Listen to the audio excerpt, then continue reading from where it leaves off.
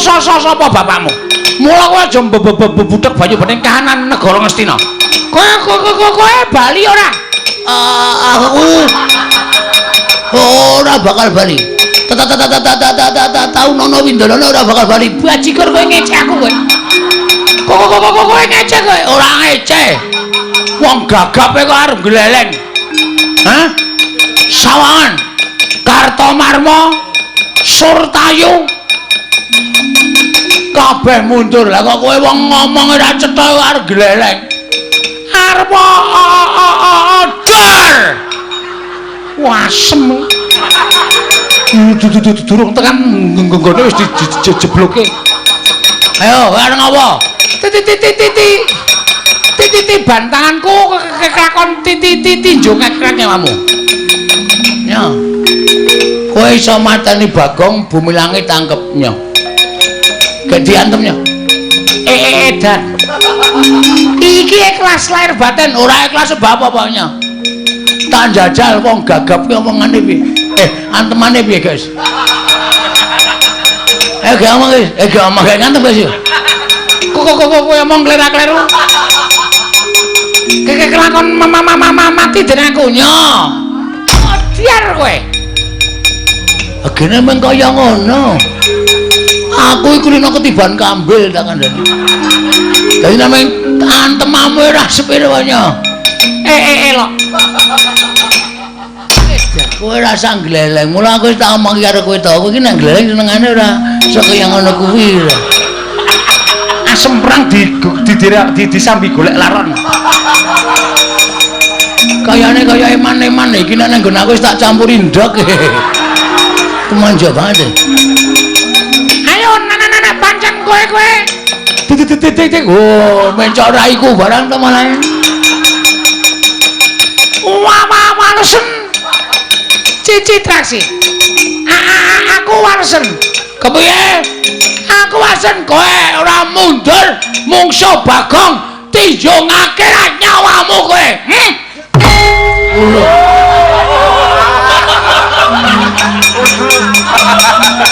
Kapokmu kapan? Penabuh iso tak hapusi. Kowe aja sembrono. Ayo, gegek anon mergane Pak. Tenan saiki tenan yakin. Aku ora ngapusi, aku yakin kok. Ndak aku kudu dihapusi penrawit cilok aku mati cilok.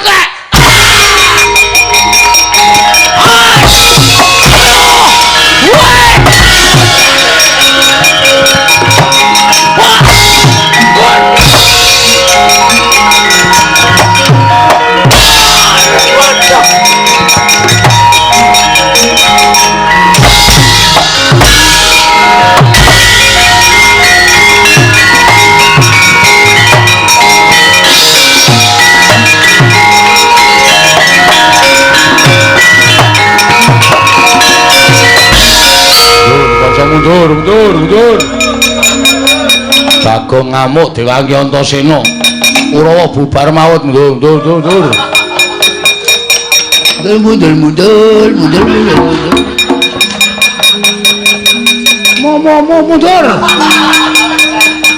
Citraksi barang ya wis perang. Pun man. Ketemu sapa? Ketemu sedulur. Lagi ketemu Bagong. Mungsuh Bagong kok kalah nek cara aku isin. Nah, kula biasa. Ora isin. Isin gone ngendi? Isin iku dienggo meremilang. Bagong sajake bar meguru anyar. Kuku antem sirahe rapopo man. Suarane mak klothak.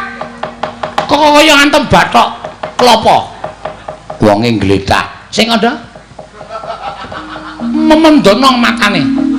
Terus kula citra mundur iki mergane patimu bres. Kowe diantem udan. Oh. Wong edan ora candas aku digebuki bres mangker man. Pun cici cilaka nek ming musuh padha satriya wae ora masalah. Nek mungsuh wong edan-edan ngoten nika Kurawa kalah isin menang ora kondang. Nggih ta? Heeh. Mula niki sing dadi tok sumbering perkara niku Bapa Penemban Durna. Bapa Durna Bobo Tedro diwenehke kali si sapa jenenge Bagong mawon terus mengke pripun supaya ana penyelesaian permasalahan. Iya. Neng mang tutu. Nek nganti niki mengke sampeyan tetep ngetapke para Sasata Kurawa nyemelangi mah. Bapak Bagong nek ngamuk medeni. Pun kula semanggaken. Piye ne? Kancamu piye? Isih ora Kurawa? Nek isih kon maju, kon methuke Bagong. Nek Kurawa entek patihe ngene, uwek-uwek cangkeme. Is. Aku kira melu apa-apa. Aku kira melu peperangan iki. Wis tak anggap melu kowe. Anggere Kurawa isih ngroyok Bagong titenono. Aku nek saya mangkel. Ora kok Kurawa sing tak bondo kabeh. Ning klebu ratu Ngastina melu tak bondo legane ngatiku. Lah iki wasan.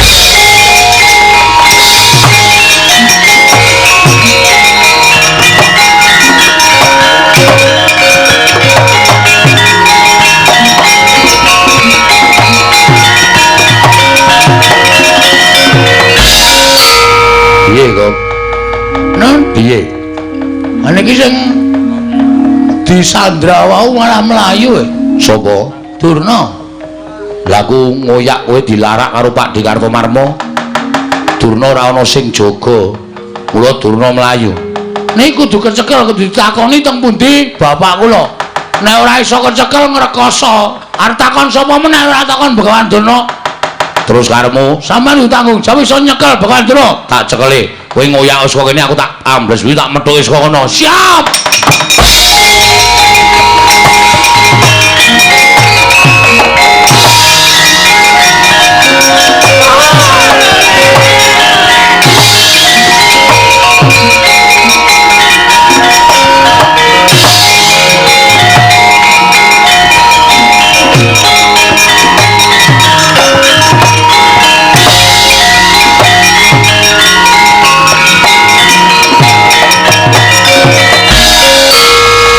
Mlayu nendi, Mbah? Kula niku menjane mung arep takon karo sampean, mawang sulan. Nek sampean ora iso wangsulan, sampean kudu lunga saka negara Ngastina. Wis niku mawon titik. Syarate mung niku mawon. Ora werna-werna. Bagong, aku kuwi ora ngerti tenan ya, Bagong. Kowe iki ya aneh kok takon karo aku, nyatane uripe iki dhisik kowe karo Begawan Durna kok dadi kowe takon aku. Ora ana jamal menengas aku kok ngerti karo wong tuamu ki sejatine sapa iki aku ora ngerti. Sampeyan niku dadi pendhita sing ampuh. Panjen. Mula sampeyan kudu bloko. Aku ora percaya sampeyan ora ngerti. Mula sampeyan kudu bloko kali kula nek sampeyan tetep ngandhake ora ngerti, aku ora trima tenan. Oh, Bagong aja, Bagong. Ora iso. Wah, candala bondo, leboke pakun jalan, pakake macan. Jane ora mlayu.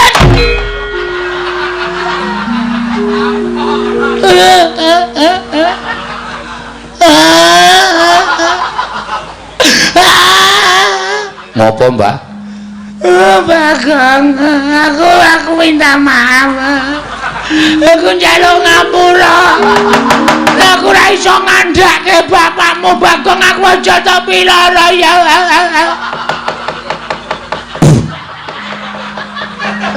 Cangkemku leboni walang. Njaluk ngapura ya, Bagong. Piye, Gong? Kok niki sing kudu menghakimi aku. Asli aku wis. Aku mangkel nek carane ngene iki. Saman bloko mboten? Aku ki ora ngerti. Aku ki ora ngerti tenan, Bagong. Wis, nek ora ngerti, titeno tendangi siramu. Sik, Gong, sik, aja ngawur. Iki pendhita lho, Gong. Terus nek pendhita tok kurang ajari tok tendangi sirahmu, aku sing ora trima. Arep dikaya ngopo iki gurune bapakku. Durna ki tau tate mulang ilmu karo bapakku. Kena kowe nesu ning aja terus mulasara kaya ngono. Bener Antasena. Matur nuwun ya Putu. Aku wis tak lindungi. Meneng wae tak rembuke sing apik-apik, Mbah.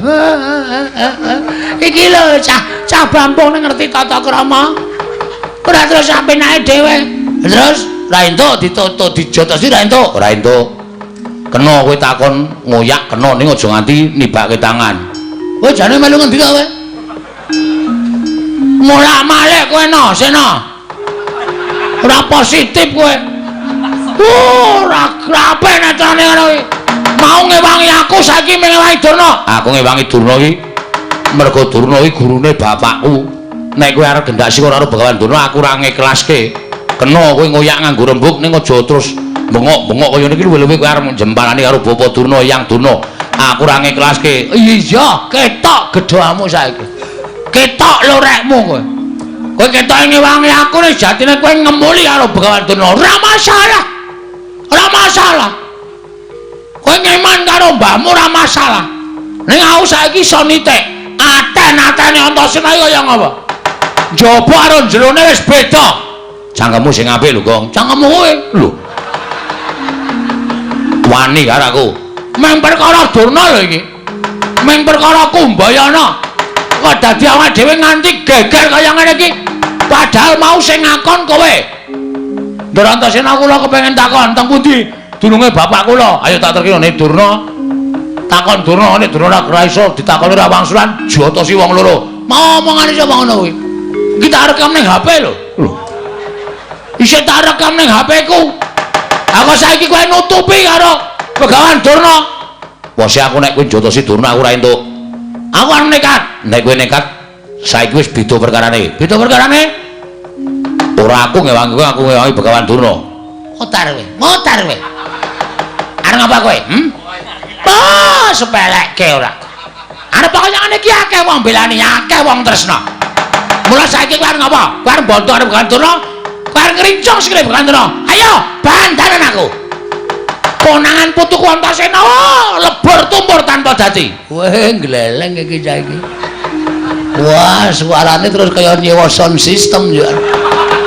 Bengok-bengok sak penake dhewe. Apa dikira aku wedi, Mbah?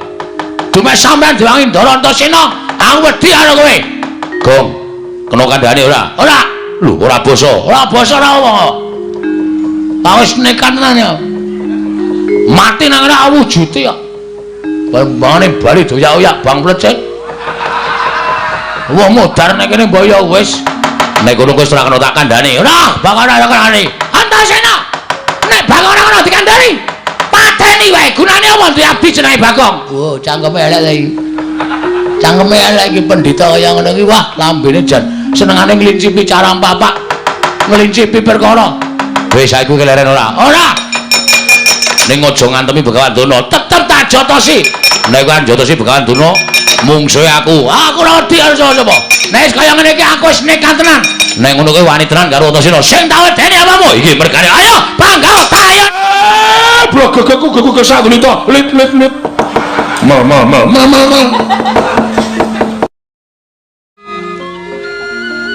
Yen ngandika magawe opranta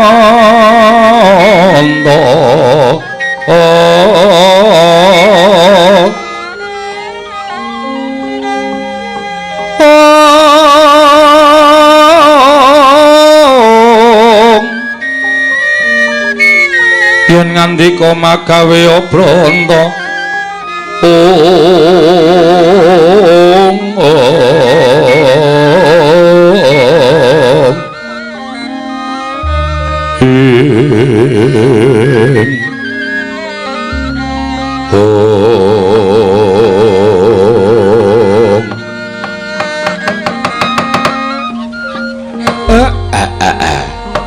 lah kok ting gruduk tak kira kawula karang kadempel tole ndara ndaramu lancur-lancur Pandhawa padha rawuh tekan kene Nalagareng. Waduh, Ndara Wisanggeni, Ndara Antasena, Ndara Abimanyu, Ndara Karukaca, Ndara Antarjatra padha rawuh mrene. Wah, Gong lho. Ki lho rasa tresnani ndara-ndara karo bapak. Ndara Wisanggeni, Ndara Antarja, Ndara Karukaca, Ndara Abimanyu, Ndara Antarja tekan kene. Ketuane mesti ngarep Dewi ya, Tru? Cilik ning gleleng. Ha iya. Ha sing mburi dhewe kae wedi kabeh karo ngarep kowe. Kakang Antasena, Kakang Karukaca, Kakang Antarja. Kakang Abimanyu, ayo melu aku. Yo grutu krono nyolongi pelem. Nyolongi pelem dengkulmu atos kuwi ora. Ku krungu, Gong. Ah, krungu ora apa-apa. Wilujeng Den, Siwa Semar slamet tekaku. Bektiku katur ya, Wa. Nggih, kula tampi. Aku ngaturke bektiku katur ya, Kek. Nggih, kula tampi. Siwa Semar aku ngaturke bekti. Nggih, Ndara Gatotkaca kula tampi. Siwa Semar aku ngaturke bekti. Ndara Abimanyu kula tampi. Siwa Ismaya aku ngaturke bekti. Ndara Antarja kula tampi. Nala Gareng slamet. Mangaitunipun Ndara Wilujeng. Slamet kele, tekle. Piye rek? Jane ora trima atiku aning bose. Ha iya. Wis ora apa-apa. Wilujeng Ndara Antasena, bekti kula konjuk. Ya. Tak tampa rek. Garing padha slamet. Pangestunipun Ndara Gatotkaca, nula Garing padha slamet. Pangestunipun Ndara Abimanyu Wilujeng, nula Garing padha slamet. Padha kok pelodo. Padha slamet. Pangestunipun Wilujeng, bekti kula konjuk, ya tak tampa. Ndara Wisanggeni bekti kula nggih Den.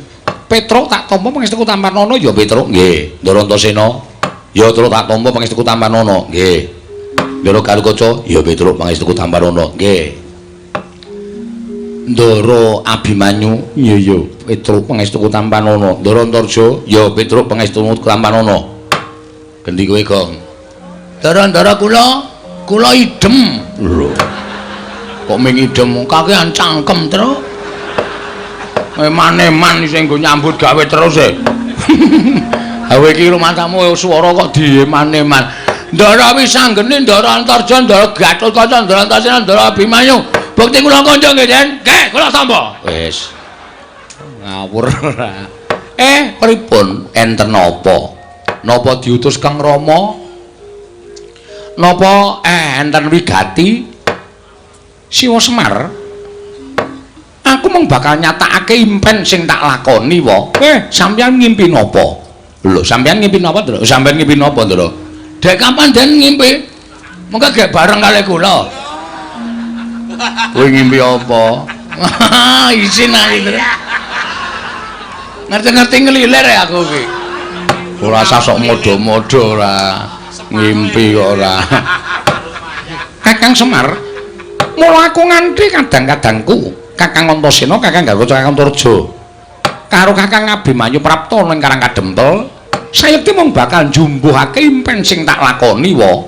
Ha nggih, sampeyan iku ngimpi napa? Wong sing jenenge impen iku ora kudu kelakon lan ora kudu kababar dadi kasunyatan. Ora kanthi kanyono-nyono. Siwanayantaka lenggah ana ing pendhapa padukuhan. Nanging gumebyar cahyane kaya mangku sanggiwang rembulan, Wa. Weh. Piye kowe? Semar mangku Dek Wulan. Us. Bagong nek ora krungu kupinge digebek sik kono. Apa ya maksude? Mangku sanggiwang rembulan. Wah, krunguku kok mangku Dek Wulan. Yang kowe. Wah. Langsung pemburu aku. Ha iya yang rembulan kok Dek Wulan ora. Monggo bareng tak caketi para putra kena dayaning sanggiwang rembulan wekasan salirane Kakang Antasena, Kakang Gatotkaca, Kakang Antarja, Kakang Abimanyu melu mawa cahya. Siwa, iki werdine apa? Mula banjur tumune aku sowan ora ing Randu Kumbala nglumpuhke kadang-kadangku pring gondani jangkar bumi lan Tanjung Anom ing wigati bakal tak irit sowan ngersaning Siwanayantaka. Lan apa ta wigatine? Yen to pancen Siwanayantaka kuwi duwe gegayuhan, yen to pancen Siwanayantaka kuwi duwe kekarepan, anak-anak Pandhawa ora bakal mangku asta wisuh lumuh ngentasi perkara. Mesti aku bakal sak biantu karo Siwanayantaka, Wa. Lah.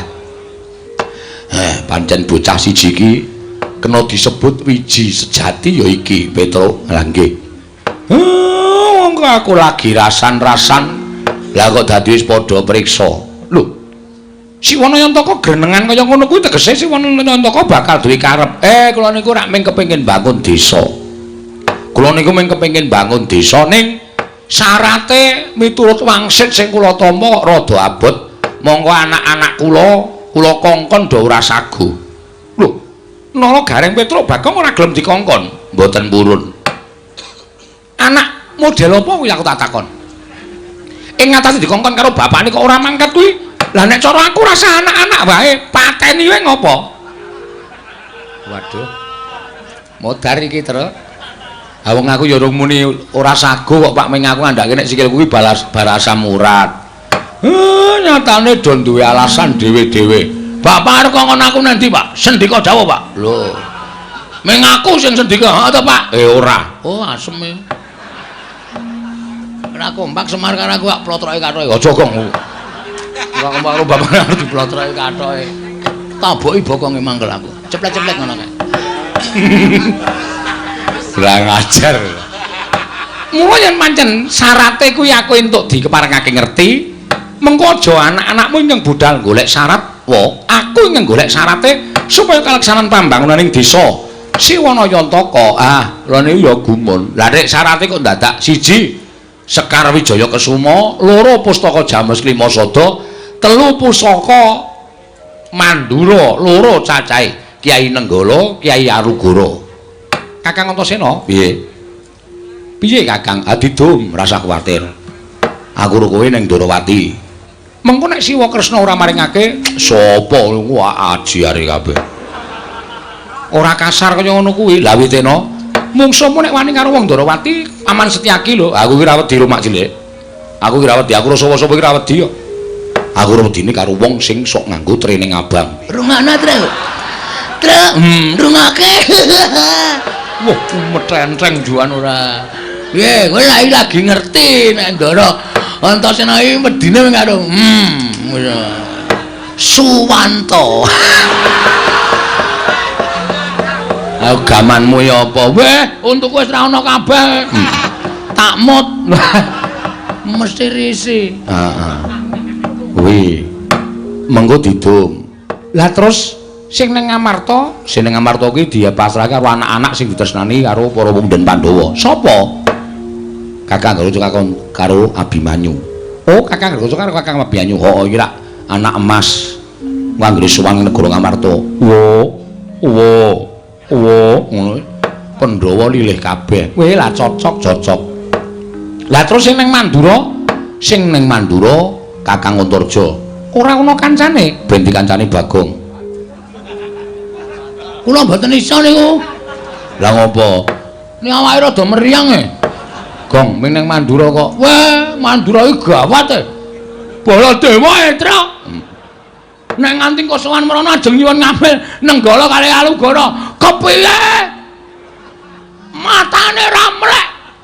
Nenggala disine dugang cangkemmu. Modar ora kowe. Kowe wae kono sing melu. Aku lu sik asikilku asam murat kok. Gareng wae. Lho iki tangane tikle miprate kira sikile becik kon tekan Mandraya nalarmu piye to?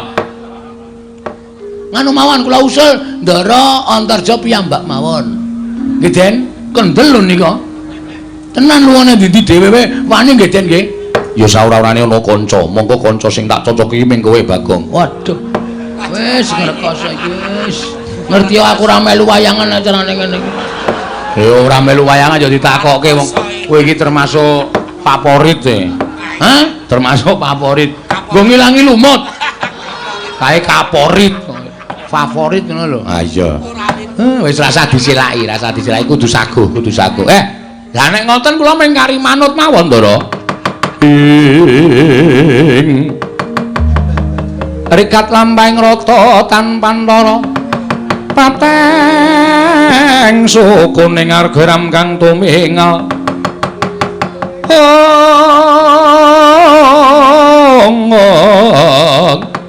Ram kang lumingal dendeng saingga praja. Praptaning Begawan Durna tuwin patih Harya Senguni dumrajog tanpa laraban.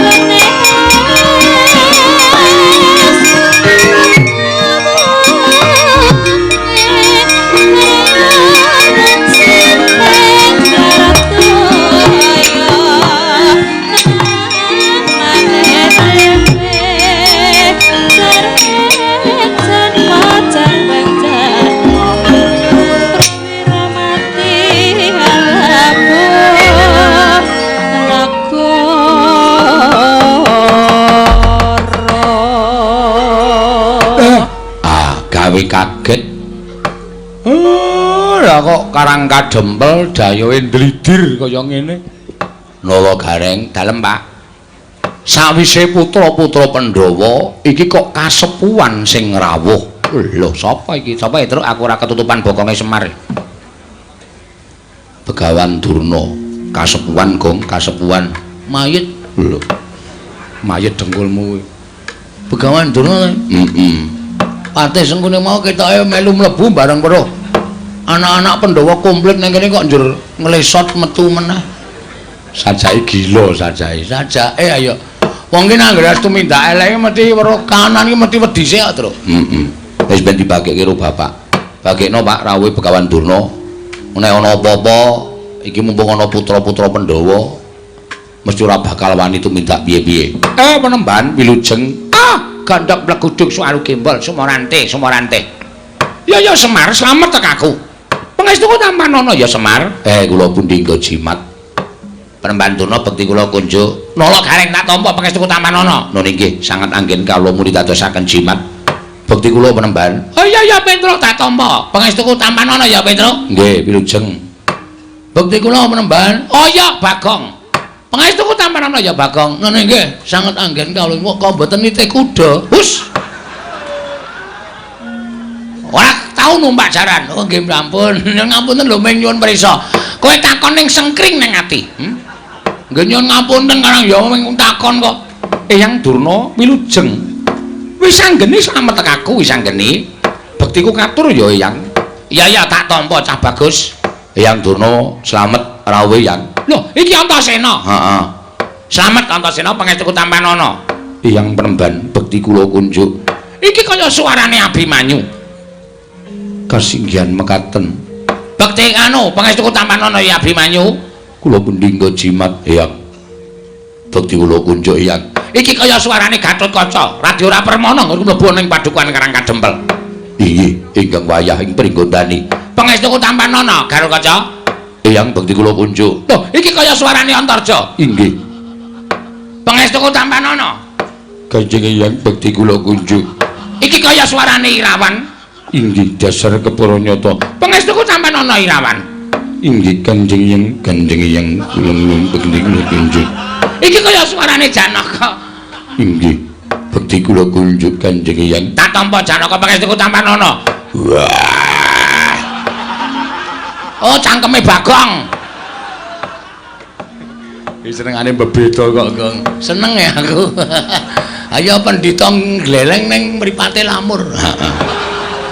Dadi ora nek dienggo dolanan ki iso. Wong ora ana Janaka kok ya. Apa iki kaya Gatotkaca kaya Antarja. Berarti wis lamur ta, Truk. Oh iya, mulane kae apa kacamatane digandulke ning ndodhoke apa. Dinahi rantai. Kae engko nek ora permana sapa-sapa terus dipasang. Penemban, enten apa? Rawuh wonten ing Karang Kadempel. Iki ngene ya Semar. Prantaku ning Karang Kadempel kuwi sepisan tilik marang kayuwananing kulawargamu lan anak-anakmu kabeh para Panakawan. Dene ndungak angka loro, praptaku iki ora saka karepku dhewe nanging aku diutus dening anak Prabu Duryudana. Lan kacarita anak Prabu Duryudana kuwi ngimpi Semar. Nyumpena. Pancen kepara nyata. Lah, sumpenanipun babakan menapa?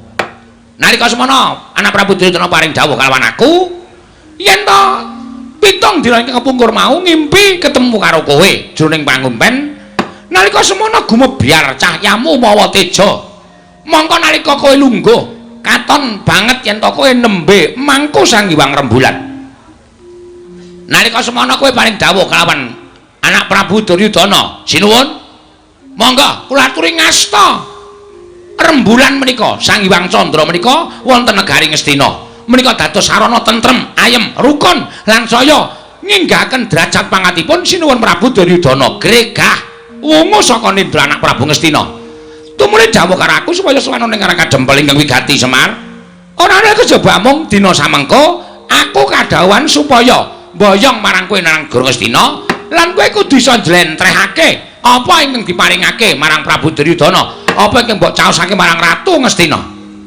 Merga tembunge jroning impen mau yen sinuwun Prabu bisa mboyong ya kuwi pewujudan ingkang mawa cahya ingkang mapan ana ing pepangkonmu mau bakal saya kuncara negara Ngastina. Wis kuwi wae sing bakal dadi aturku marang kowe. Yen kowe saguh, ayo mangkat. Nek yen kowe ora saguh, sebabe apa? Mara gage kowe matura. Lah kok kabeh do ngimpi aku ki ngopo? Dadi lakone, Pak.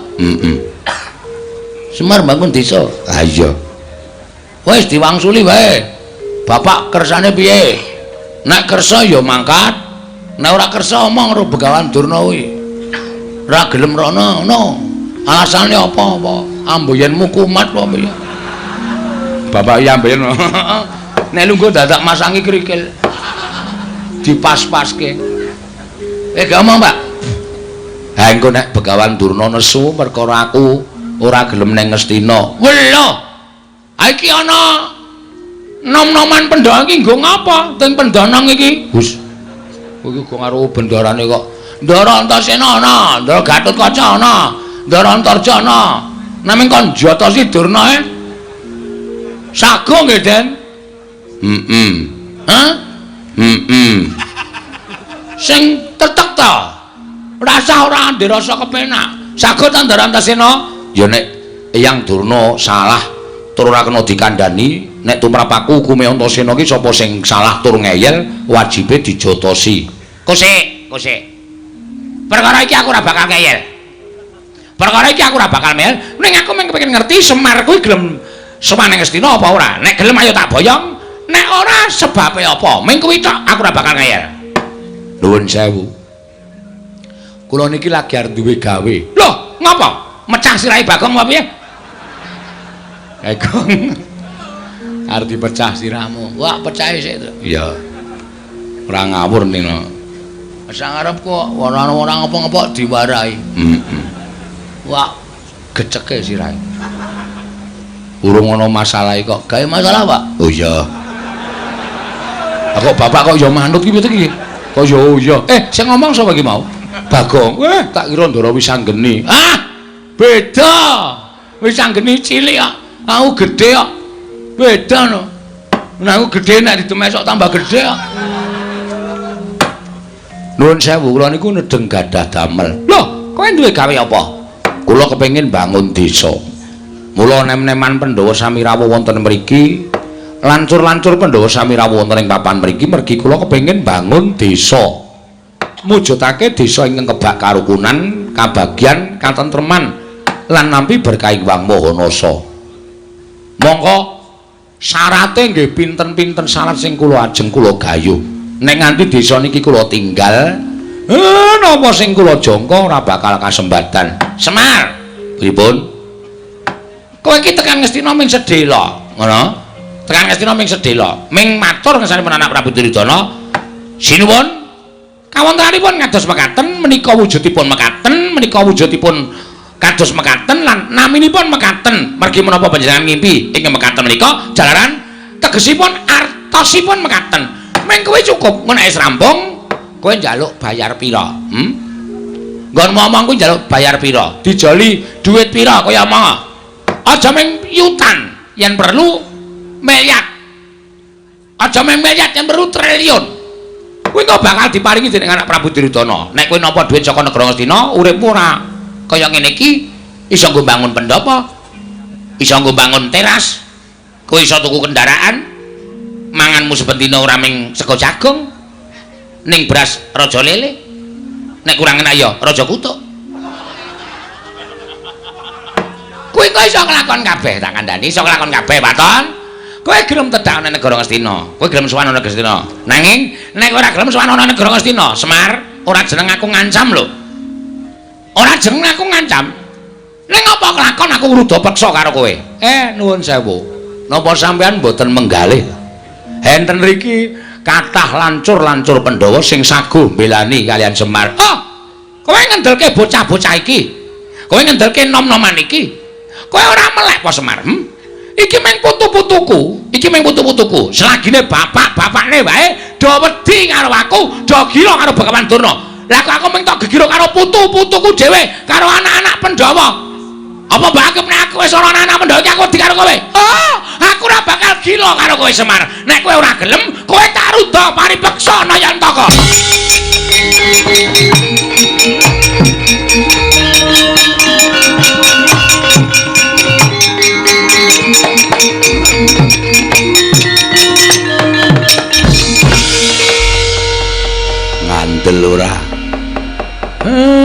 bocah iki arep ngopo iki? Hei. Arep metenteng ya, Pak. Ayo metenteng tunguk ngisor, tunguk dhuwur metenteng keleke pas rai. Wis tak semprot. Nandurna. Loh, iki Bakong. Arep ngopo kowe? Sampeyan mau ngendika pripun? Hah? Semar nek tekan negara Ngastina ajeng mangkahi pinten miliar? Pinten triliun? Sampeyan tahu wae Semar niku mata duwiten. Sampeyan tahu ngerti lho, Semar niku teng pundi-pundi njaluk bayar? Mboten. Semar niku ndongani sajan wae digawe dit ra gelem. Semar niku mimpin genduran wae disangoni ora gelem. Apike Semar teng mriki niki lho. Nek perkara negeske impen tok Semar terus njaluk duit miliar, duit triliun. Niku anggepe bapak kula niku mata duwiten wae piye? Heeh. Nek bapak kula niku duweni penemu duweni jati diri ora gelem rawuh teng negara Ngastina, niku sebabe bapak niku duwe gegayuhan. Inggih menika mbangun desa. Monggo syarate angel, syarate kudu digayuh. Nek bapak ninggalke desane teng negara Ngastina tegese bapak niku mementingkan diri sendiri tapi tidak mau tahu tentang keadaan orang banyak. Wah. Edian Bagong kata-katane apik. Meneng sik Antasena. Wah. Pak Totok ndasmu lho kowe. Weh, lali aku tak kira kowe bolone Durna. Ana mburine Durna e. Nuwun ngapunten niki lagi serius sampun dikisro omongan kula.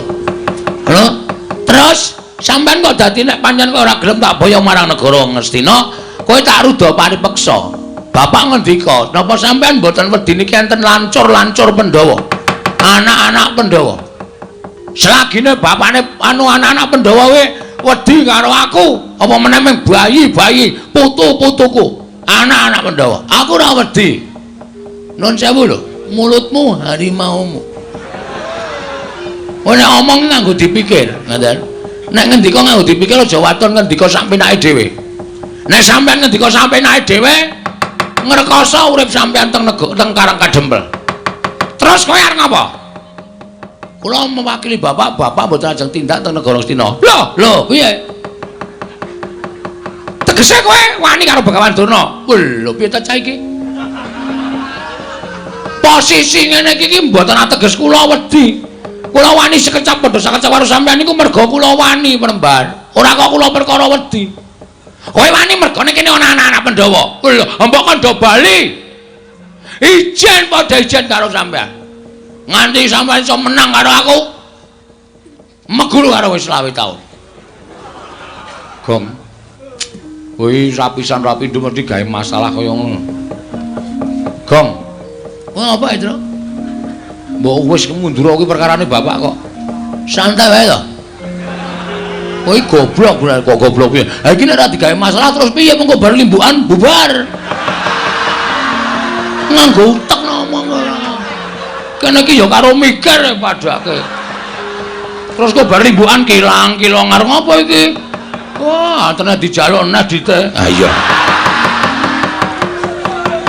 Iku mulo digawe masalah Durna ora wani tak gawe supaya wani. Ben mengko ana terusane. Konjur padake ora kok ganggong-ganggong. Lha nek ngono kowe wani karo Begawan Durna, sing tak wedeni apamu? Bagong, gandeng aku tak gombong kok wis cercengan. Mulai iki ayo padha didadekake. Ayo metu Jawa. Ora bakal wedi arek. Ayo. Loh.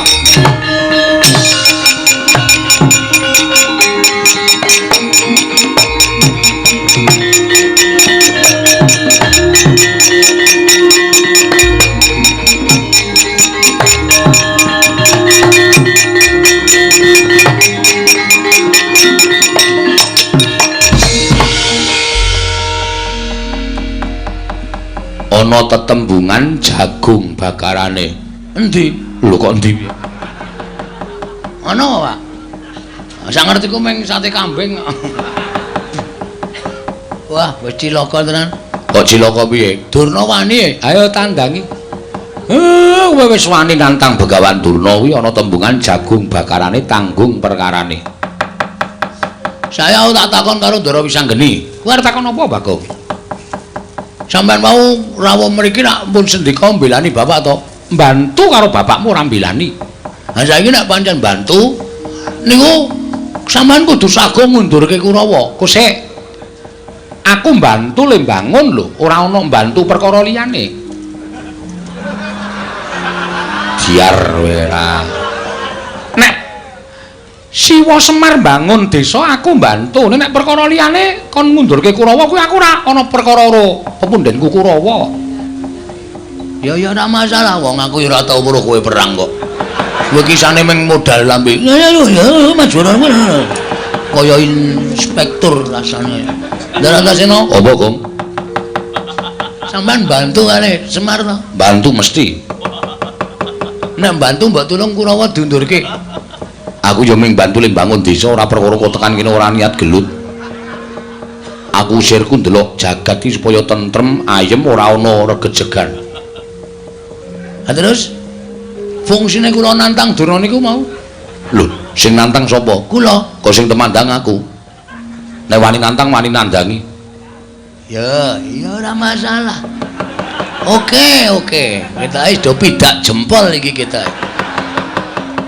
Ndara Gatut Kaca. Nggih. Saman nate kemutan mboten? Perkara apa? Biyen jaman sampean dijedi teng Kawah Candra Dimuka. Iya. Niku asline sing ngentutke meng kula. Petruk ora wani tekan kawah, Gareng ora wani tekan kawah. Napa meneh Semar nek kena panas leleh.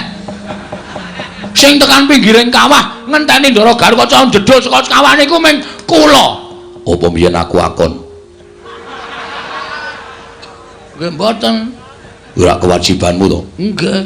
Terus kula tak takon, kewajiban sampean napa? Aku dadi satriyaning praja. Satriyaning praja kewajibane Ngayomi para kawula negara Ngamarta. Karang Kadempel niku ke bawah keperintah negari pundi? Ngamarta. Karang Kadempel ajeng diserang para Kurawa. Sampeyan pripun sebagai satriya? Mestine aku ngayomi. Mestine kudu ngoten. Ya. Kurawa kudu mundur tekan negara Ngastina. Ya. Dadi kewajibane sapa? Sing ning Karang Kadempel sapa? Kula kali Bapak kali Petruk kali Gareng. Terus nek kowe masrahke perkara kabeh marang Garukaca, apa rampung perkara negara? Aku ngrampungi perkara negara Ngamarta durung rampung-rampung wawahi perkara Karang Kadempel. Sing gedhe pangapuramu rampung ana dhewe. Duar. Dongaku kabul. Kowe ndonga apa ya, Truk? Asem e. Ndarang Tarja. Nggih. Sampeyan nggih mboten purun nabi kula. Ora terus terang bae ora. Wah, iki kok bloko banget to iki. Iya, Bagong awakku kesel tenan, Bagong. Nggih, Pak. Ndara Abimanyu sayangku cintaku. Ndara Abimanyu. Apa, Bagong? Sampeyan tresno kali kula to? Tresno. Mbok kula dibantu. Bantu apa? Sak gedhagan iki aku mengiso bantu 150, Bag. Kok tekan dhuwit to iki? Kula niku nantang para sata Kurawa. Sing gedhe pangapuramu, Bagong, aku ra iso piye-piye. Kadang-kadangku ora mbelani, nek aku mbelani mesti aku dijothak, ora dijak dolan, ora dijak lunga. Oke. Iya. Juga kaya ngono ya iki. Bengi iki ora ana sing mbantu karo Bagong. Pak. Gandeng aku wis kadung nantang Durna. Isen aku mundur, Pak. Terus Aku njaluk pamit ya, Pak. Arep nendi? Methuke Kurawa, alakonane dhewe. Wak ladenane dhewe, tak tandhane dhewe, Pak.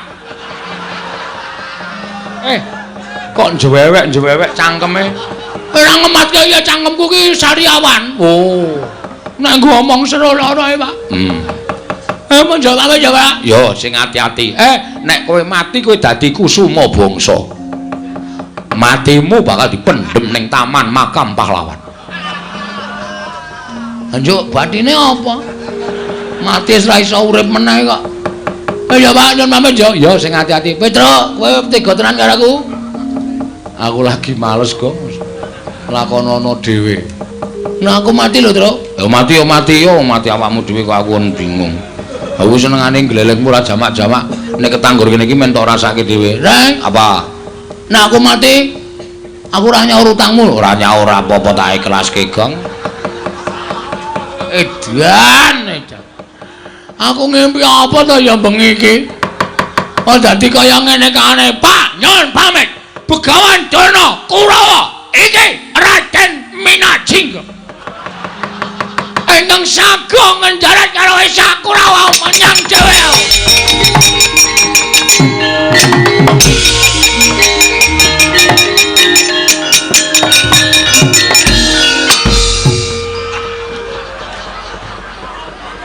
Kok tekan kene? Aku liwat mburi omah ya, Pak. Aku bareng tekan ngarepan kok rasane tratapan keweden. Terus menggok liwat mburi omah. Mulane pitike do bubar kabeh. Lagi do angrem. Kok marahi bubarke pitik. Truk, mbok orane to, Truk. Aku bantunen. Gong, ngapa kowe ngejak omong aku? Kowe ora sayang karo aku abdimu ora tok belani kowe. rasa kuwatir, sing maju aku. Tenane. Tenan, Asli? asli. Ming dhewe. Karo Kakang Garukaca, ya Kang, iya. Karo Kakang Antarja, ya Kang. Oh, Dimas. Karo Abimanyu. Ya nyu ya. Inggih, Kakang Mas. Asem iki do beda aku. Tak plotroke kathokku. Aja. Kondur ngono. Mangkel aku wis tratapan lho. Mangkel aku nek carane ngono, gusone gak aku nek lakon Semar Bangun Desa. Lho, kok omong apa? Adeg-degan aku. Asem iki testus Den. Iya, tenan. Wah, asem iki. Iki mbantu ora? Ah mestine aku mbantu wong Kakang Antasena kali omong kaya ngono kuwi takon. Wah! Ih kowe waduh. Kowe tak pecah ndasmu lho kowe. Kok dugang barang gemes ya aku. Angseng tenan.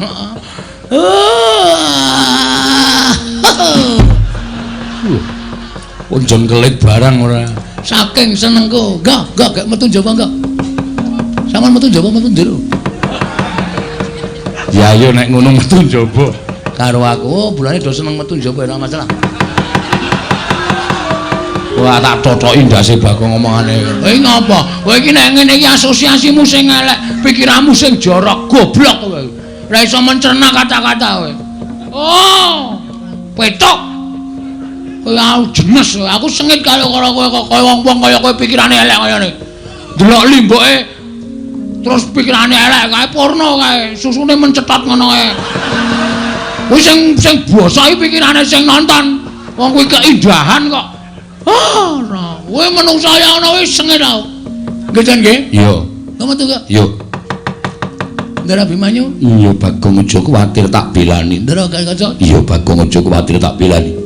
Ndara Antarja? Iya, Bagong aja kuwatir tak belani. Ndara Wisanggeni? Iya, wis ayo mangkat dina iki. Kakang Antasena, Kakang Garukaca, Kakang Antarja mesake Bagong. Ayo padha dibantu.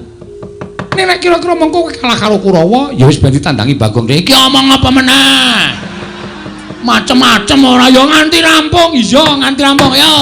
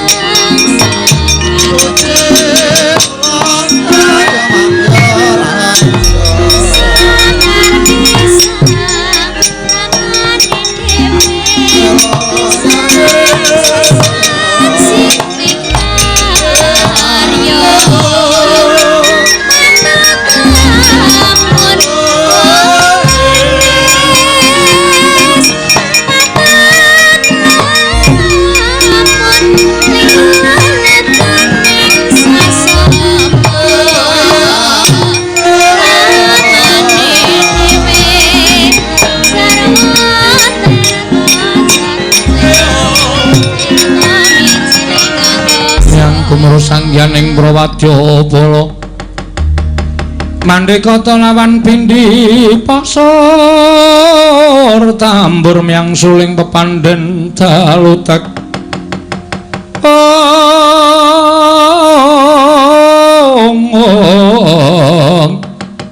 miang suling pepandhen dalutek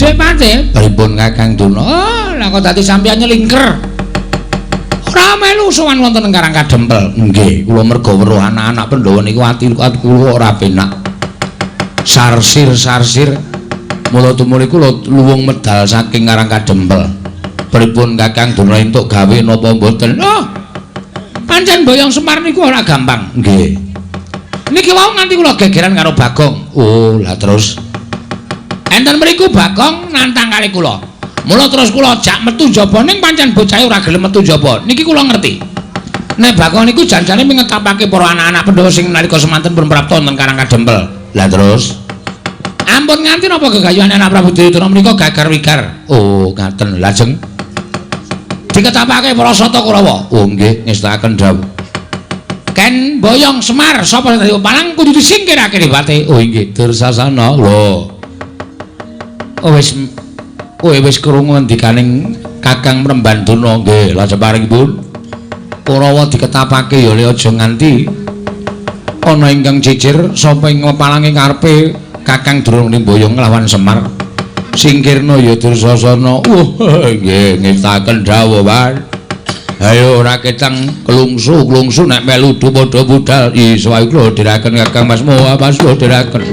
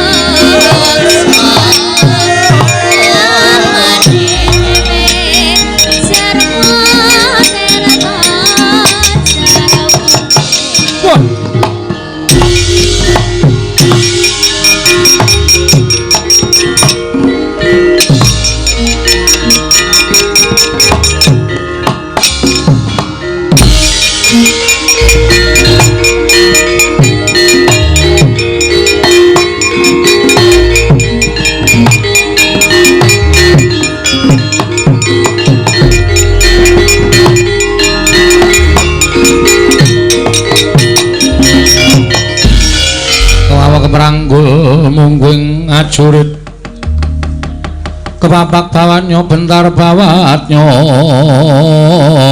bentar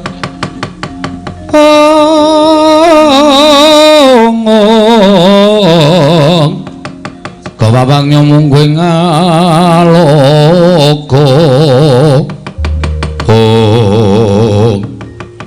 Antasena Pakde Surtayu ya lha kok dadi kowe ngaglah ning dalan monggo sing ngendikake Begawan Durna yen to Bagong ingkang wani nyentulani rembuking bapa Penemban Sukalima Bagong pasrah karo aku Pakde perkara tentreming Karang Kadempel dipasrah karo anak-anak Pandhawa nek Pakde Kurawa arep mboyong karo ya kuwi kakekne Semar aku sing ora ngeparangake lan aku sing ora ngiklasake mergo kakekne Semar lagi duwe gegayuhan yo kuwi bakal mbangun desa Karang Kadempel. Mula saiki Pakde kundur. Lho, bali wi. Baliku kudu mboyong marang Semar Badranaya. Nek ngono Pakde arep nekat ana wira-wira entas malam-malam bakal tak putung. Ya, wis tak antepi pancen kudu dadi pasulayan. Ning nyun ngapura lho Pakde, nek kira-kira anak-anak Pandhawa kurang ajar karo para pepunden Sata Kurawa. Ora usah dadak ndirasa ewuh, pekewuh. Ayo, gage bubarno para Sata Kurawa. Nyuwun pangapura nek aku kurang tata krama karo Pakde-pakdeku Kurawa.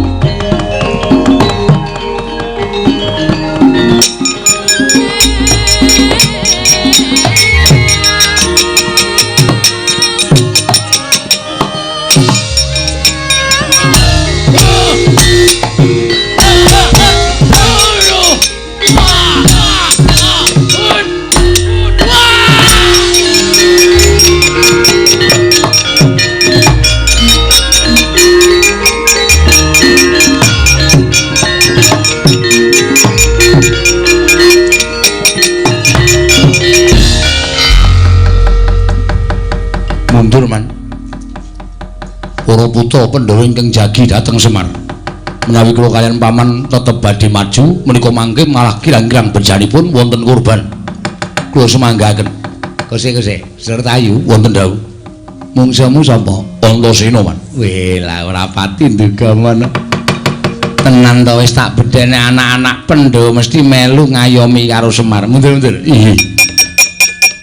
Kono ngaso kono. Iya. Bejah kula man. Mungsuhmu sapa Kartomarma? Anak kula Pringgondani Gatotkaca. Nyamber ngiwa, nyamber nengen. Sampluki sirah kula kan. Kula semanggaken. Dheweke iso mabur, ora iso mabur, li temandang sak pinake dhewe. Sikile nendang ngiwa nengen, nendang nengen, ngiwa nengen, ngiwa nengen. Ha iya, karang ya trampil kok garis nggih. Wah. Durma gati perang. Pelang man. Temu sapa? Wangsareja. Sapa? Wangsareja. Wangsareja ki anake welku dulu cek balep Antarja. Wah, Antarja. Kula antem dadane gak apa-apa. Weh. Barang dheweke klidha, kula di anu pidak cikil kula. Apa? Dipidak cikil kula man. Nyet ngonten disikut cangkem kula cicit. Barang niku dheweke temandang ngeceban, ngeceban ngenten iki ming tangan siji ngenten. Kula maju sikut cangkem kula tiil. Secandak sirah kula jegloke anu dengkul ngene, gleng-gleng diwalik kayang cengele ding. Kok kaya aku ora iso mbayangi to. Mang mriki. Sampeyan dadi kula dadi Antarja. Kira-kira iso apa kowe mraktekke? Lho apal man. Sampeyan maju, hop ngandani to joloke bludak. Maju mulai, sikut cangkeme, dies ngenten. Terus tangane ngenten iki set, ngenten iki terus tampani tangan kiri jegloke raine jegloke dengkul blek. Terus gondono diwalik antil cengele. Ngenten iki. Oh, ngono to ping pindho. Oh. Diesit ngenten. Dis walik set ngenten terus ngenten iki ludung ngenten iki. Kewan iki. Makne cilik kok terus dienggo praktek ora. Sak pinahe dipun cak madya mawon. Ah iya. Sapa sing urung maju? Man. Kuku kula ajeng maju, Man. Ya, maju. Wani apa kowe? Wani.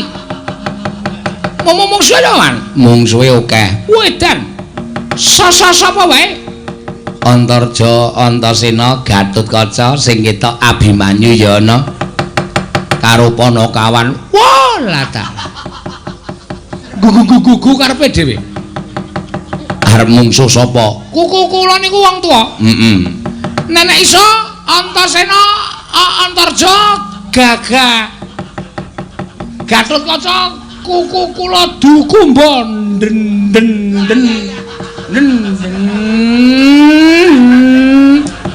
kok malah montor to? Kula dukumba ndase. Anak Pandhawa pira-pira kula pateni kabeh. Maju kuku. Kula terus mingke wae tantane kan. Ya maju.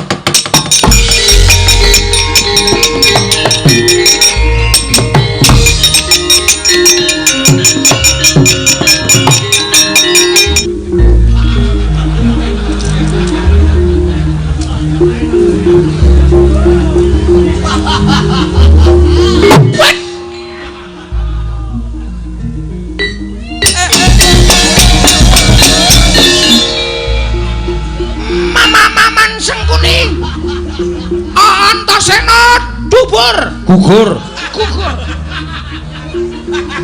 Ketiban pusaka kula tembus gigir prap teng walikan Citraksi sing iso matani Antasena. Pengumuman Citraksi iso matani Antasena almarhum kena pusakaku. Pengumuman Mamaman sesengkune budak Mama mangrungake Antasena mati saka tangane Citraksi. Assalamualaikum.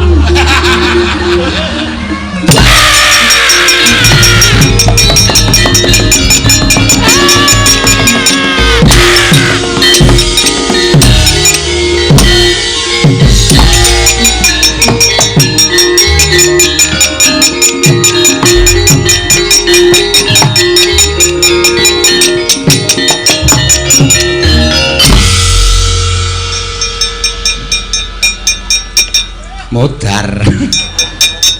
Ora sembodo karo lenggleleng. Cit.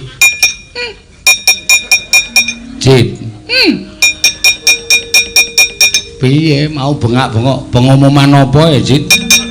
Aku kok ora patek nggatekke. Basikur.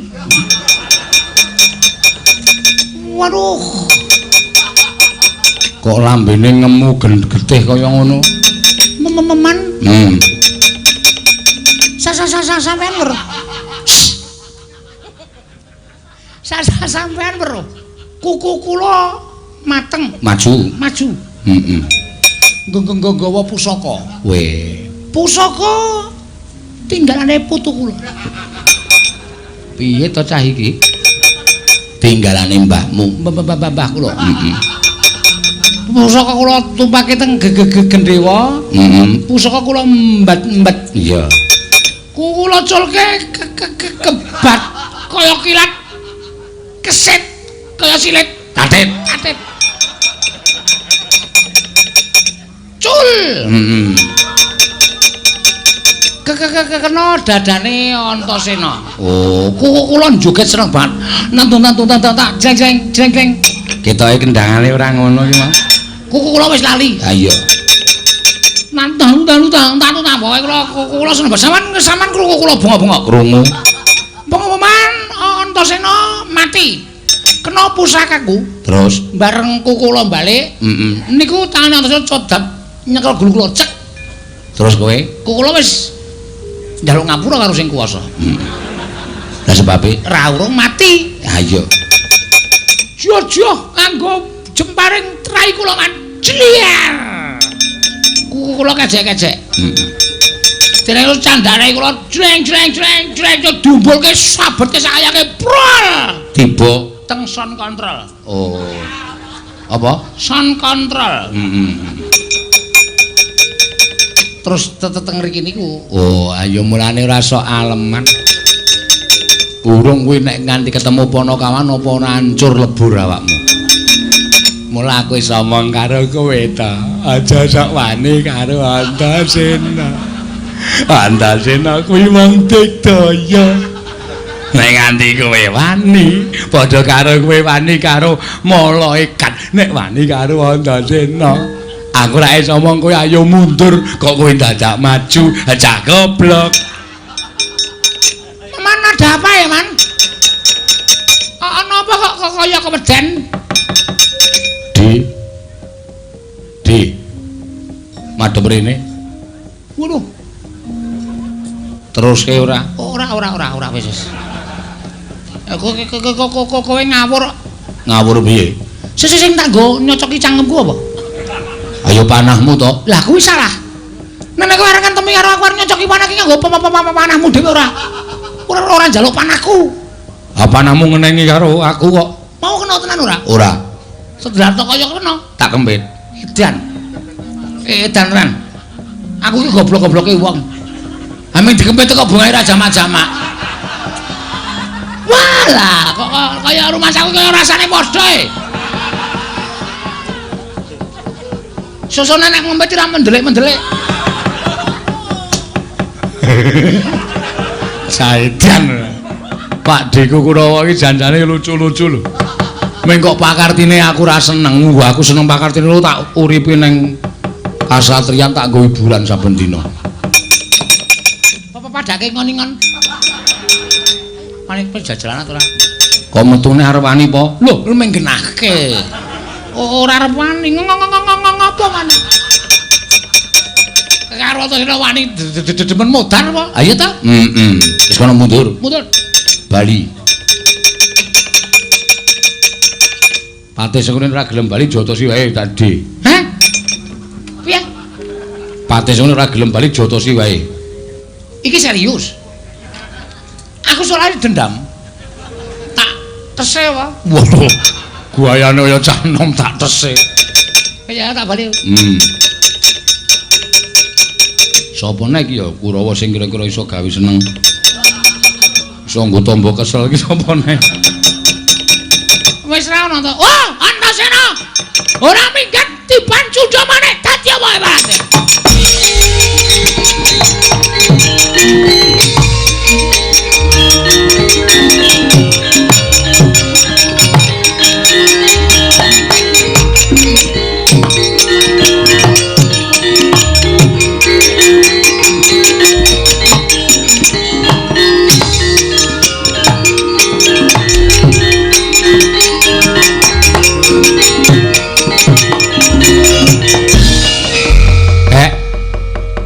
Eyang Durna nggawa cundha manik ngamuk punggung Suratamtahane Rebaya Nirwikara tak pasrahke marang Kakek Semar nek nganti anak-anak sing methuke ndak ngwala katriwandan kula aturi seminggah Ndara mang semingkir Durna kula balekke teng Sukalima ndak dadi maksiat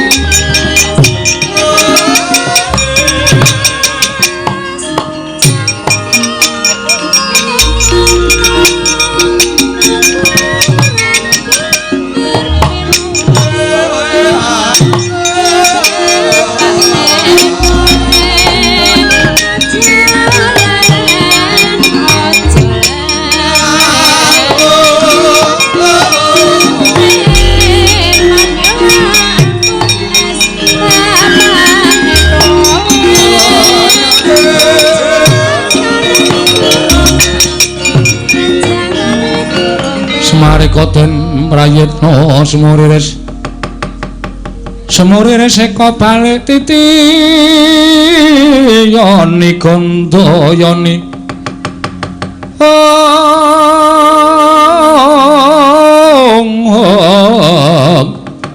Trisanya purnama sasi gilar-gilaran ing tengah latar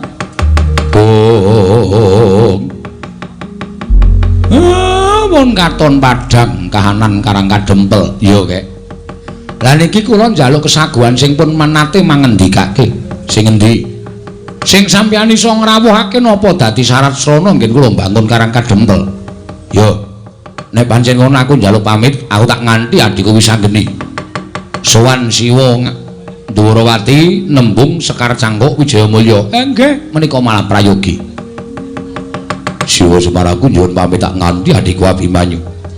Budal sowan marang Praja Ngamarta nyuwun pustaka jamu semyang jimat lima sada. Siwa Semaraku nyuwun pamit tak budal ning Mandura nyuwun pusaka kae Nenggala lan Alugara.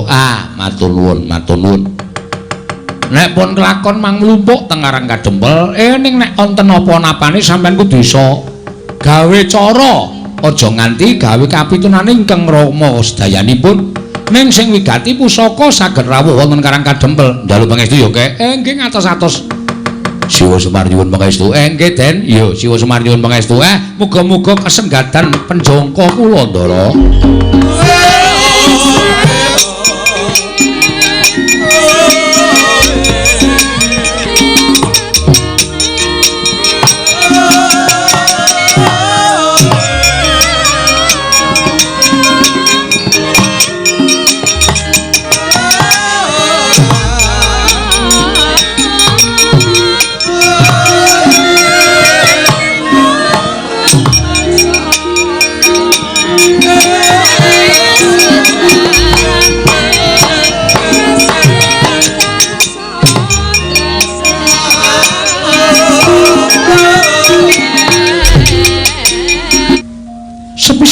nindakake bekti katur ya wa.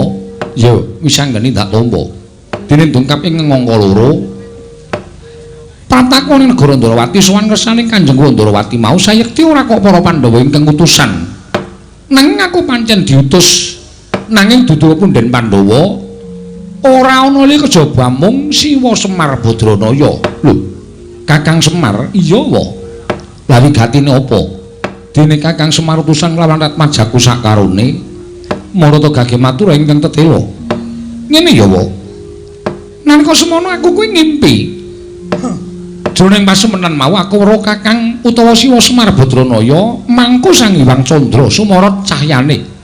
Nanging ora mblerengi. Wekasan sapa ing cedhak lawan Kyai Semar dadi kedunungan sorot ing mapan ning anggane sapa wae ing cedhak lawan Kakang Semar. Ngono nggih. Iya. Tumuli aku nganti lawan putra-putra Pandhawa sak petara. Sowan marang Karang Kadempel nanjake marang Kakang Semar Badranaya utawa Siwa Semar apa to sababe lan werdine impen mau. Lah kok jemel ndara dasih impen ingkang nak lakoni wa ketitik Siwa Semar Badranaya bakal duwe gawe. Ira dalah. Kakang Semar bakal duwe gawe. Iya wa. Lah duwe gawe apa nggih wis anggeni? Ora kok duwe gawe tegese pribadining Siwa Nayantaka dhewe nanging Siwa Semar bakal duwe gawe ya kuwi mbangun desa Karang Kadempel. Tumuli aku nglawan para putra sago sak biyantu kelawan Siwa Badranaya. Jernyatane Siwa Semar gedhe lelabuhane tumraping para putra lan punden Pandhawa. Mula ora ana ilang yen to aku kelawan para putra kabeh bebantu marang botripoting Siwa Nayantaka. Ya, wis anggene kuwi bagus. Kuwi apik lan becik. Awakmu Ndarawati rumajang. Nanging nalika semono Siwa Nayantaka tumuli paring dawuh bakal kelakon penjangkane ya kuwi nggone bakal mbangun desa Karang Kadempel nanging ana syarat srana ingkang kudu dilakoni dening Siwa Nayantaka. Tanana ya kejaba mung Karang Kadempel ora keteng amung tulung kedheping paningal kudu linenggan pusaka Ndarawati ya kuwi Sekar Wijaya Mulya. Mula gandeng para putra ing pandhegan anakmu Drapsila geni iki wis sago mbantu marang Siwa Nayantaka. Tumuli aku tinuding mbudidaya sarta matur marang kenjerane Ndarawati muga kepareng nggalih aku nyuwun Sekar Wijaya Kesuma bakal tak boyo marang Karang Kadempel. Mengko yen wis rampung nggone Siwa Nayantaka mbangun desa tak kondurake marang negara Ndarawati. Siwa Ndarawati Siwa Prabu Kresna.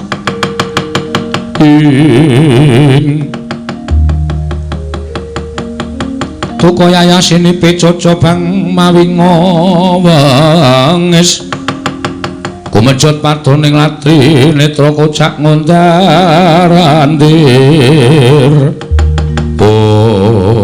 Wis anggeni ana dawuhmu apa wa? Ya bener.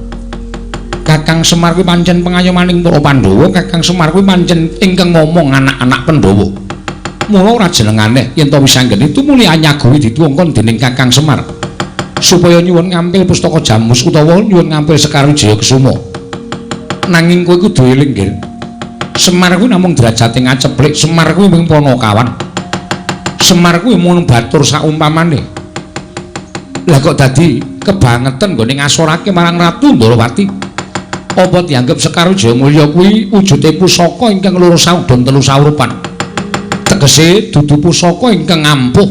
Lah kok dadi ngatasi pengin bangun desa wae dadak nganggo dirawuhi pusaka Ndarawati kuwi Sekar Wijaya Mulya. Monggo Sekar Wijaya Mulya kuwi ora kena pisah lawan wakmu Ndarawati. Mula saiki ya nggih kowe tak utus baliya sowan marang Kakang Semar yen to Sekar Wijaya Mulya ora bakal prapta ning Karang Kadempel. Lan matur babar pisan yen to aku uga ora bakal ngaturake Sekar Wijaya Mulya. Mula Kang Sangka kuwi sanggeni aja gawe geger mbebutek banyu bening kanan negara Ndarawati. Yen sira kulup Atmajaku isih ngabekti karo wong tuwa, mesti napa kang dadi dawuhing wong tuwamu ing Ndarawati iki, sira anakku Drapsila geni, mesti mastuhu dawuhing wong tuwa.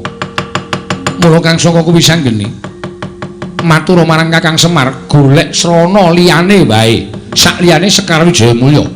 Yen nganti wani Kakang Semar kuwi nyuwun ngambil Sekar Wijaya Mulya, mongko derajate ora padha karo Ratu Ndarawati. Ateges Kakang Semar kuwi wis modho sarta wis ngasorake marang Drajating Nata ing Ndrawati. Aku ing ora trima perkara iki Wisanggeni.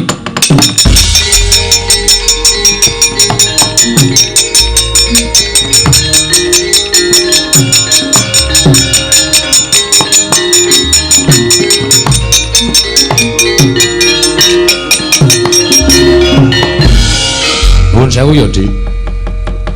Gandeng iki mau wis didumadil sing rembugan Wisanggeni ning nek ana dukaning Siwa Ndrawati sing nanggung Antasena. Mula gandeng sampeyan wis paring pangandikan sing akeh-akeh. Aku ngugemi ngendikaning Siwa Ndrawati. Ning nuwun sewu, sithik wae aku tak matur marang panjenengane, muga-muga aturku iki dadi pangolahing penggalih Siwa Ndrawati nggone gelar lan gulung atur Antasena. Antasena karo matur apa? Ngene, Dik. Perkara sampeyan menek Semar ki wong derajate ngaceplik, Semar ki mung wong loro sawrudan telu sawrupan, mung kawan wong sak jagat wis padha prisa. Ning wong sak jagat ki ya padha ngerti yen to Semar kuwi pamomong agung, tegese Siwanaya Ntaka kae arep derajate ngaceplik nanging kae Dewa Ngejawantah. Lan aku ngerti Pandhawa bapak-bapakku wong tuaku ki tanpa sumanding kelawan Siwanaya Ntaka tangeh derajate iso munggul. Tangeh kanugrahan sing tumanduk marang para Pandhawa kaya ingkang wis dilakoni dina iki. Mula gandeng pangendikane Pak Bli sadhae ngiyas karo Siwanaya Ntaka, aku sing ora trima. Lho, Antasena. Lah kok dadi ngawu gawar ucapmu kowe matur yen to ora trima. Yen kowe ora trima karo Nata Ndrawati, kowe arep ora trima. Piye? Pak Di gelem ngambil Sekar Jomulya apa ora? Yen aku ora gelem. Tegese Pak Di ora tresna karo Siwanaya Ntaka. Aku tresna karo Kakang Semar, ning tak kon mulat karo kahanane. Nek Pak Dewa ora maringake saiki ngene wae. Gandhengaken gunung sing tanpa guna.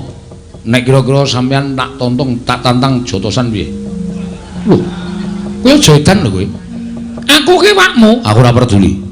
Mergo aku sagu karo Siwanaya Ntaka. Nek nganti aku bali tekan Karang Kadempel ditagih karo kakekne Semar, endi Ndara Antasena?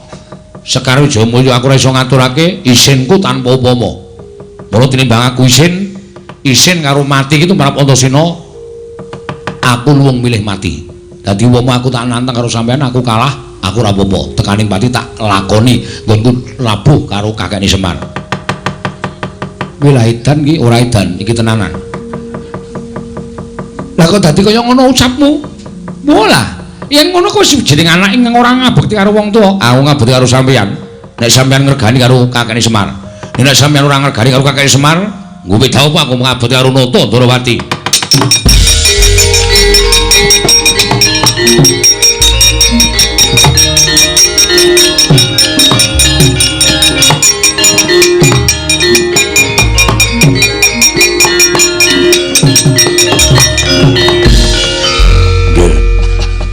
Dados Senopati wonten negari Ndrawati menika kula. Menawi jenengan niku anggere Antasena menika badhe nantang dhateng Sinuwun Prabu Ndrawati, padha karo sampeyan niku wis ngasorke derajate Senopati Ndrawati ingkang paman pun Setyaki. Bagus. Wis ngene iki malah dadi geger tak lakoni sisan. Siwa Dawa melu ora? Wah mboten, Gur. Pun kula kantun ngaton ki mau melu-melu malah ngrekoso. Nendi papanipun enten kadadean Mak Cilik? Medal Jawi kene. Yo, tak lakoni nang musuh Mak Cilik.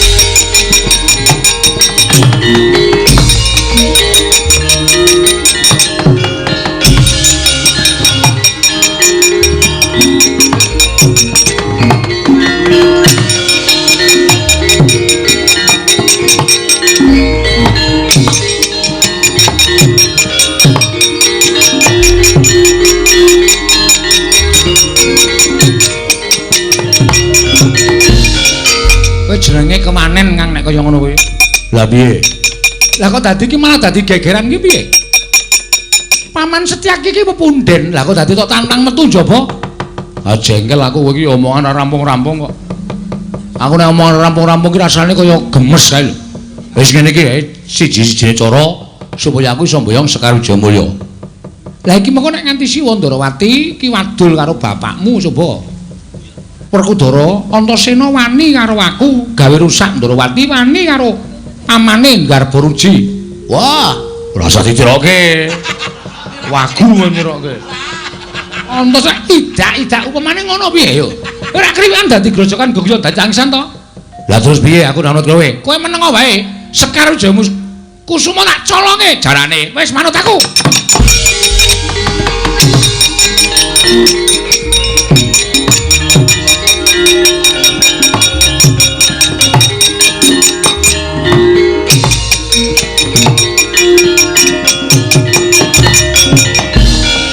Wis dadi kaya ngene iki tak dadekke Mak Cilik. Nggih. Arep sampeyan iku kondang didaya ning Setia Senopati ora wedi karo sapa wae. Aulung tekaning pati yen to nganti Setyaki ora iso mbelani negara Ndrawati. Bagus. Semono gak aku Pak Mak Cilik. Aku luwung tekaning pati nek aku ora iso mbelani karo Semar. Ngono wae. Wenehke ora Sekar Jayamulya. Ora mbok wenehke dijajal. Mumpung durung ana critane Setyaki gelut karo Antasena, men disekseni wong manding. Ayo. Menang endi Setyaki karo Antasena? Kene marganing patimu, tangga tak ayoni. Setyaki aja kaya bocah cilik.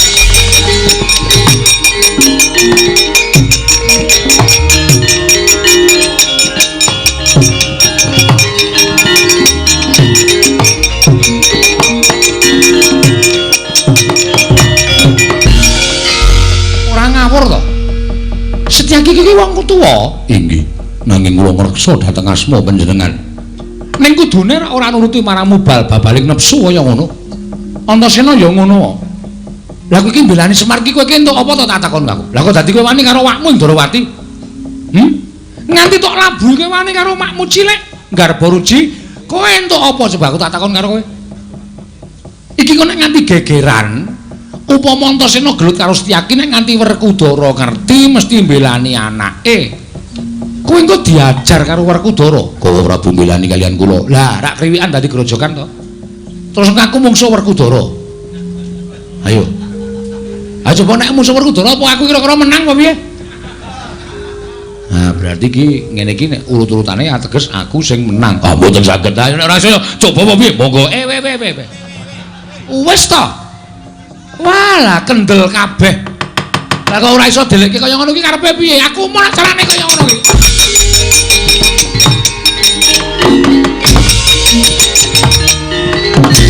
Loh.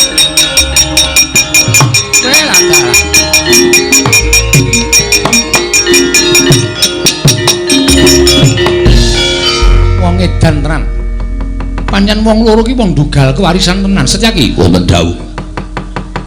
Mak glibet ning antariksa kowe ora? Iye, kula semrep nanging sinten? Wis anggeni lho.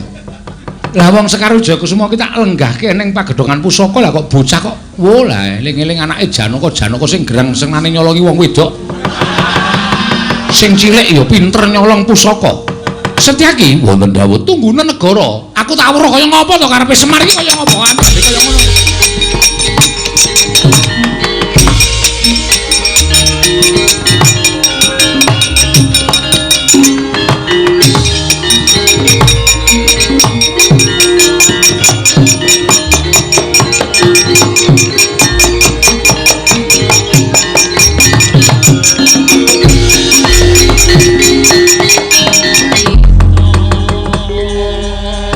Laling kalang banak kelar pandaan muncar tinon lir kekonang surm sorotetan padang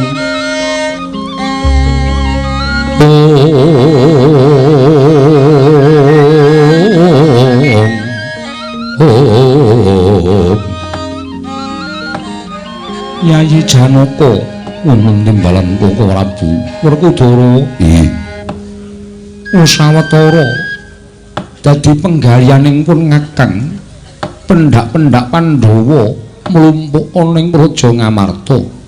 Lah kok dadi ora katon putramu Werkudara ingkang katon sowan ning Praja Ngamarta. Malah piranganing putra ing Madukara ndak pespadake. Ora ana suwaning si Abimanyu. Arjuna putraku menyang endi? Koko Prabu sampun sawetawis ugi kula mboten sumerep dhateng putra Paduka pun Abimanyu. Malah sak mangke jaring para Nayaka ing kasatriyan Tanjunganom bilih Abimanyu sak mangke mindhang saking negari utawi kasatriyan Tanjunganom semono uga Wah, Antarja Gathot lan Antasena uga ora sowan ana ing Jodipati. Aku dhewe ora ngerti menyang endi dunune anak-anakku. Ning gandeng tumrap aku, Antarja Gathot lan Antasena kuwi bocah nom sing lagi rumagang. Mbok menawa ana bab lan ana perkara sarta nedengi lagi seneng srawung kalawan kanca-kancane sabarakane barep kakangku. Yat langeneng kalanggiwan aklar pandan moncar tinon ler kekonang surm sorot etan padang kasor lan pacaring purnameng gegono dasari mangsa katiga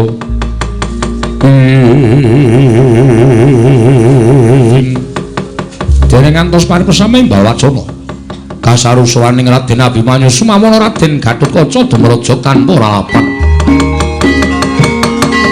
Tanjapala Mandhawa ya gumulung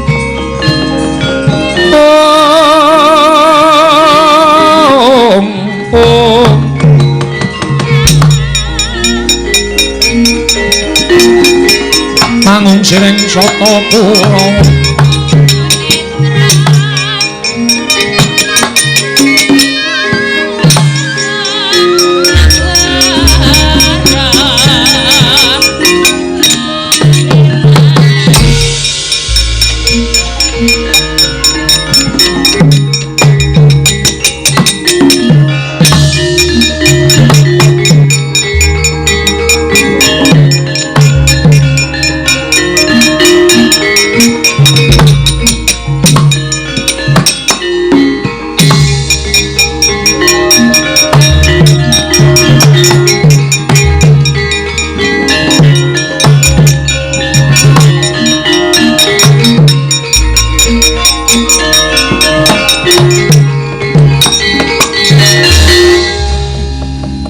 anut lakuning Kurawa hene patine Sang Abimanyu ana ing citra tandya Sang Satyaki magut ngambil sanjata Abimanyu ana wigati apa dene sowan tanpa tinimbalan lan nembe wae dadi rasananing para pepundhenmu Pandhawa inggih Prabu sewu kalapatanipun ingkang putra ing Tanjung Anom kula nyuwun pangapunten krana sawetawis wekdal kula mboten sowan wonten praja ing Amarta krana nderekaken sangganing para kadang ingkang kapandhegan dening kadang kula pun Yayi Wisanggeni sowan dhateng Karang Kadempel inggih menika hamba bantu dhateng bot repotipun Siwana Yantaka Kakang Semar Darbi gawe apa kulut netepi dhateng menapa ing sampun sinasmitakaken dewa tumraping kadang kula pun Yayi Wisanggeni bilih Siwana Yantaka wonten salebeting pasempenan katingal mawa cahya tuwin namangku Sang Hyang Candra tumunten Kyai Semar badhe gadhah damel mambangun desa namung kemawon wonten syarat srana ingkang kedah linampahan apa syarat sranane nggir putraku Tanjung Anom mboten sanes kejawi namung ingkang putra Abimanyu dinuta dening Kyai Nayantaka supados nyuwun ngampil pustaka Jamus Myang Jimat kelima Sadawa.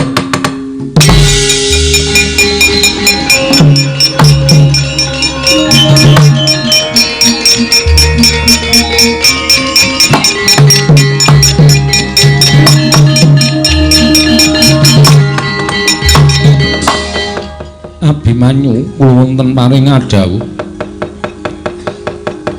apa kira-kira Kakang Semar mestine ora bakal nambuhi babagan pustaka Jamus Myang Jimat kelima Sada yen to pustaka Jamus kelima Sada kuwi pusakaning para Pandhawa kuwi panguripaning kawula sak negara Ngamarta mongko ing atase Kakang Semar mung butuh kepengin bangun desa wae lha kok dadak abot temen syarat sranane kudu mboyong marang pustaka Jamus Myang Jimat kelima Sada kulut atmajaku bocah bagus mula bali marang Karang Kadempel matur marang Kakang Semar yen to Pandhawa ora keduga ngaturake pustaka Jamus nyang Jimat Klimasada nanging bakal ndaturake pusaka lamun Kakang Semar bisa ngendikake apa ta ing dadi gegayuhane dene dadak mbutake pustaka Jamus nyang Jimat Klimasada ulut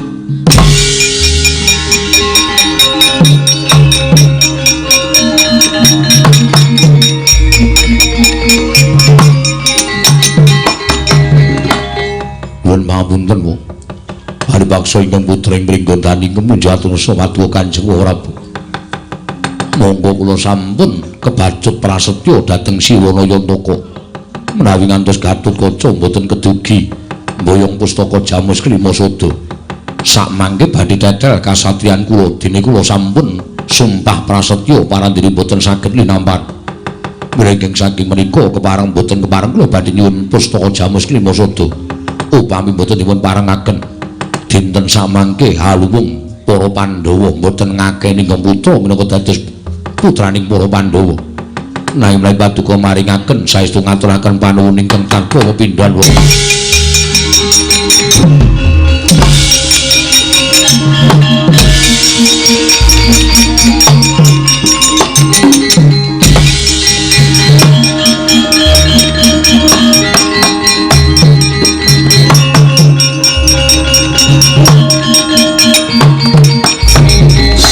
Sedewa wonten maring adhawuh sira Syadyaja nganti wedi kangel pisan ingkang padha bandha yuda aku ora kepengin kawula negara Ngamarta weruh Werkudara ngajar kelawan anake Janaka milara kelawan atmajaning Si Abimanyu Sedewa.